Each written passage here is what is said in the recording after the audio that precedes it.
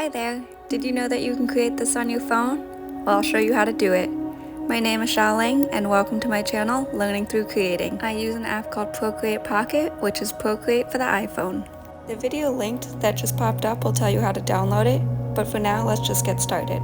So you'll press the plus button in the top right corner to add a new canvas, and you'll tap screen size because this is a phone wallpaper. And here's how you move the canvas around. Just use your fingers to slide up and back.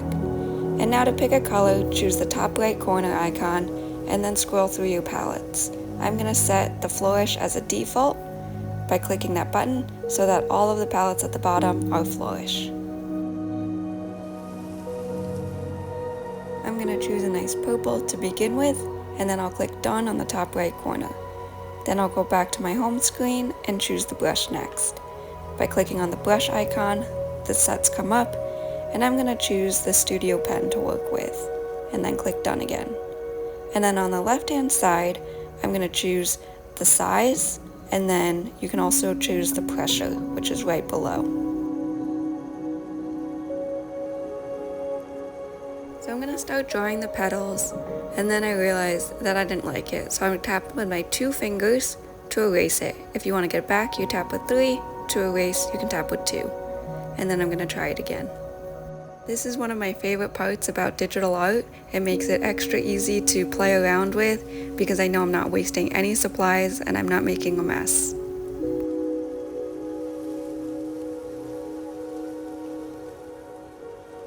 Then to color it in, I'm going to tap the color icon on the top right corner and make it a little bit lighter, and then just drag the icon into the section that I want colored. The section has to be completely closed for it to work. The brush size also needs to be closed, so some brushes that are a lot lighter or thinner will not work for this.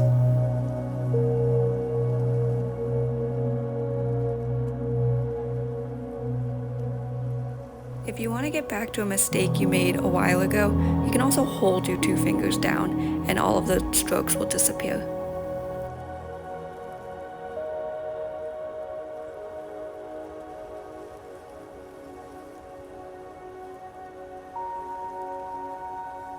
So once you're satisfied with the flower you've drawn, you can click the resize tool, which is the arrow, and then I'm going to add some leaves. So I'm going to add a dark green, and then I'm going to create a new layer with the layer icon and click new layer and drag the second layer below the first so that it shows up behind the flower.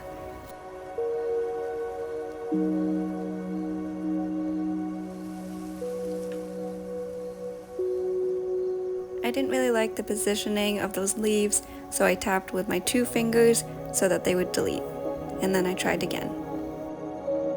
And to move the canvas around, I used 2 fingers to move it so it's easier to draw.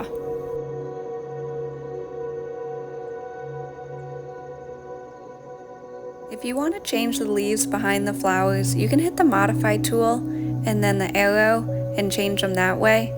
But I like the way they looked, so I'm going to combine the 2 layers by bringing my 2 fingers together on top of the layers. And that way, when I resize it, the flower and the leaves move together. Now to add another flower, I'm just going to duplicate this layer by sliding left on the layers and then clicking duplicate. And I'm going to do this a few times. So slide left on the layer and the duplicate option will show up. And then I will click the modify and the arrow tool to then move that next flower around.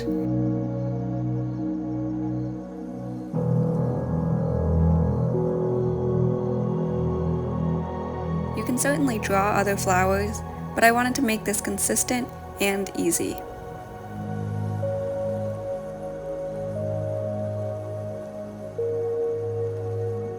And after duplicating a few of these, it might get a little confusing about which one you're moving around. So you can always click on the layer and then click rename and type in which one you're moving. So I titled this one Center.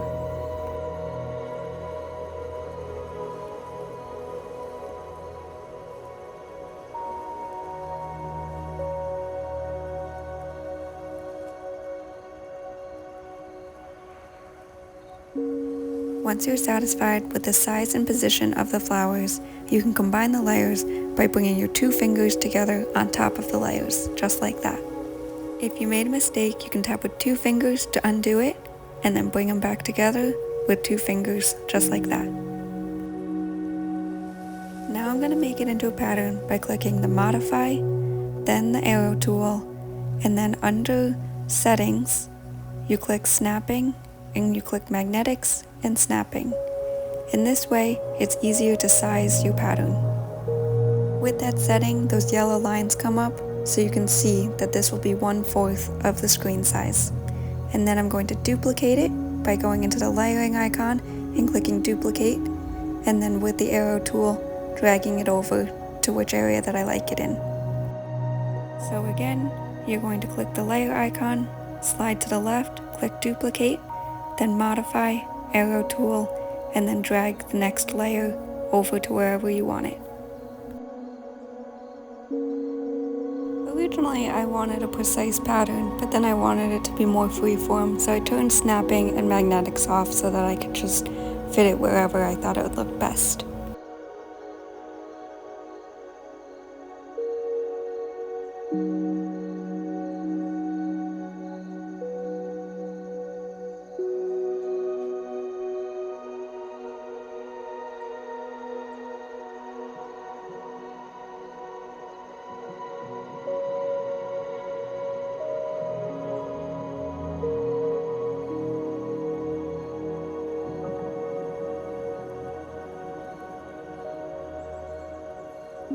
Now to add a background, click the layers icon, click new layer, and then bring it all the way down to the bottom so it's below the flowers.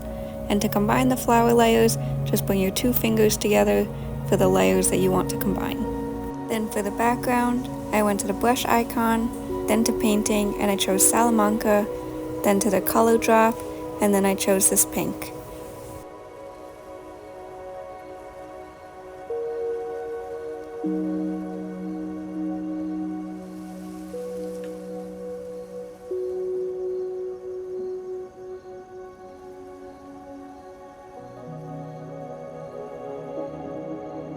To blend the colors together, I chose the smudge tool, which is the finger right next to the brush, and as you can see, I'm smudging them so that they blend together nicely. Then I decided I wanted to color the flowers differently, so I clicked on the flower layer, then Modify, then Adjustments, then Color Adjustment, and then I just played around with the colors until I found what I liked.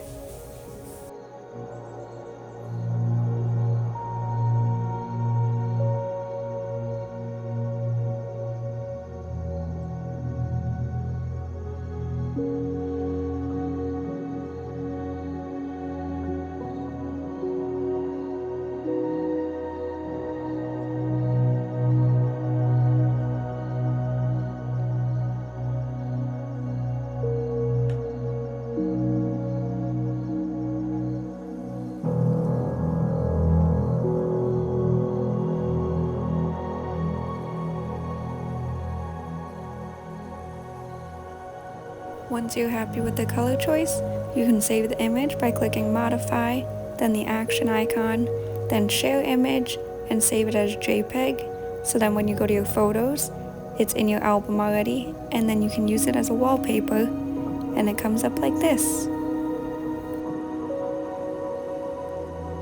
I hope you enjoyed this tutorial.